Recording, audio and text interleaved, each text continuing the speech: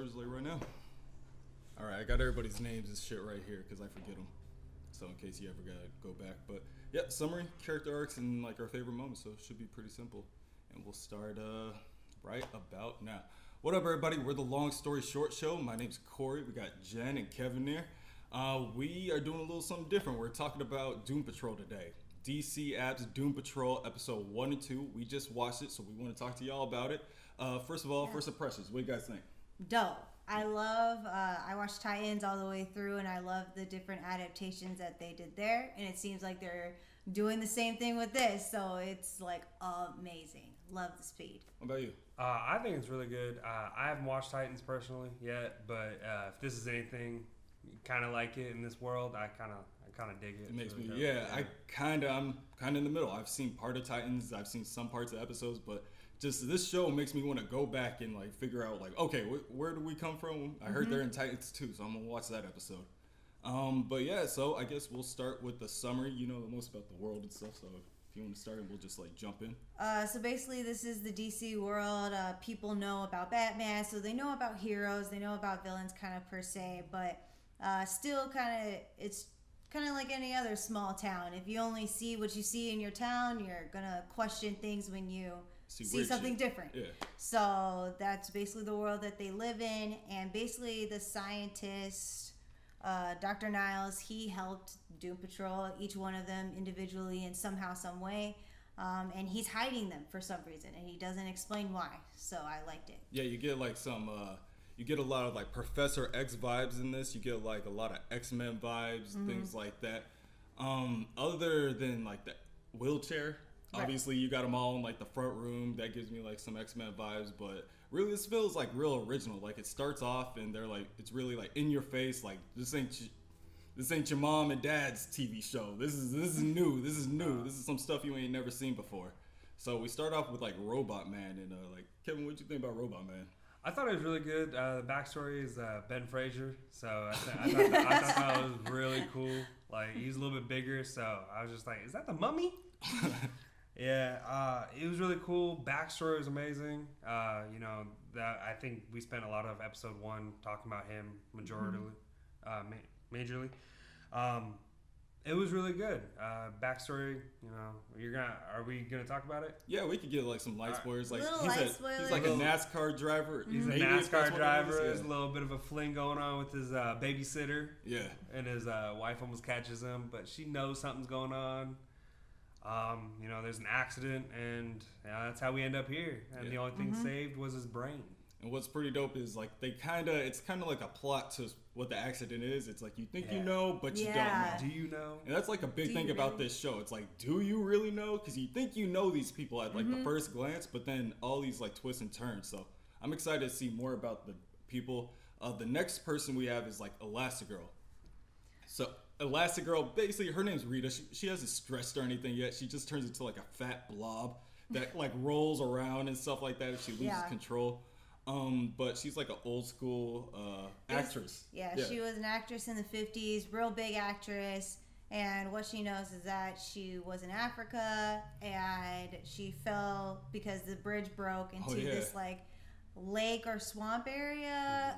And some green algae stuff, glowing things went inside her, and now she's blobbish sometimes. We didn't get too much detail about like how all these guys got together, but you still get like the feel that they're like a real good team and they know each other, and like they might not get along, but they got each other's back. The key connection is Dr. Niles. He brings them all together for sure, because this motley crew would have not been like, hey, I like you. Let's hang out. They're not teammates. They're not normal teammates. Brendan Fraser though, like I think he's supposed to be who we are. He's just like, what the fuck? All he says is like, dude, what the hell? What's happening? What's happening? I don't get this. He sees the blob and he's like, what the fuck? So I guess this is my job. I gotta fix this kind of thing. So you also have Mr. Nobody. He's a guy who got in a plane crash and he lost his body after.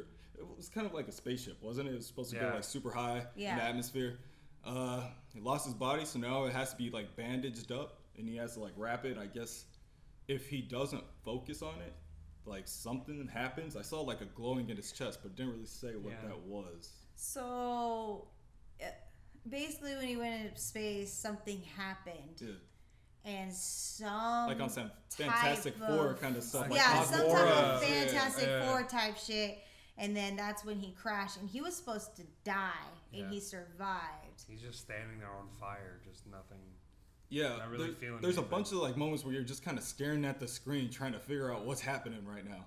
Not that it's like confusing or anything, but it's just like they hit you with so much. Like this dude like crashes and he's like walking out of his like plane, everything on fire, and you're just like looking at the screen like. I think it's just because they wanted to make sure that you knew like the main characters right away, and if you didn't watch that episode in Teen Titan or in regular Titans show, then here, let me give this to you all together and with a little bit more depth into their stories. Nice. Well, I think the last person we got is Crazy Jane and Hammerhead. It's the same person, so you want to talk about her? Man, Crazy Jane. She got multiple personalities in her, and each personality has a unique power. We don't really get into her different powers per se, but we definitely get into. We see one. One power, and I think that's from Hammerhead because that's the only name that they kind of kept repeating over and over in the show. So I think they were kind of like leading you to like, this is Hammerhead's power. They say like 60 plus personalities or something. It was a lot. I missed the number. I think we saw 3 in the first 2 episodes. Oh, there's the one that was painting. Yeah. That was a different one than Hammerhead. And then there was I think the third one was the one that went fire. They introed in with like the creepy one when her voice kind of like goes into like exorcism type thing. Yeah. So they introed her that way. We might have 4 then. Jeez. Yeah. They might have like threw some in there without us even knowing. Yeah, just like subtle. Just kind of subtlety. But I do like how they kind of make her kind of almost looking like Flash when he phases really quick when she does switch his personality. So it's kind of like that nice little subtlety to like, okay, here you go, she switched. So we're not gonna like zoom in on her face and like do a 360 kind of thing. Not on her making eye. it obvious or anything. It's just like try to hide it from that light little shake. Yeah, that's it. Yeah, so those were the main characters. We didn't want to give too much because the show just came out. So obviously you guys got to go watch it for yourself. It's a really good show. I personally enjoyed it. What did you guys talk about Negative Man? Negative Man? Oh, the bad guy. Okay, yeah.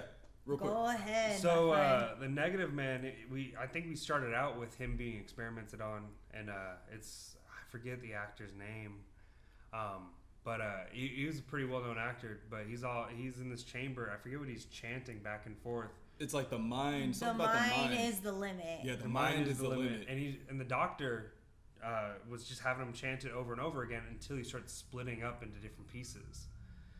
And you don't see too much of him in the first 2 episodes, but what you do see is pretty nice. It's pretty dope. But then, he's gonna be nice. You definitely see more of his backstory, but what I like is like you don't know it until later. Yeah. Like they definitely did that perfectly. Yeah, they're doing pretty well on this. I think they learned a lot of lessons with like, just like normal TV shows like on Gotham and Arrow and Flash. Yeah. Then they learned from like the Netflix show. So I think this is a perfect blend, and I think it's really well paced.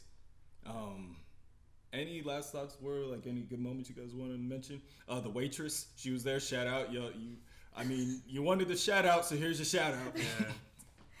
Girl, you were acting.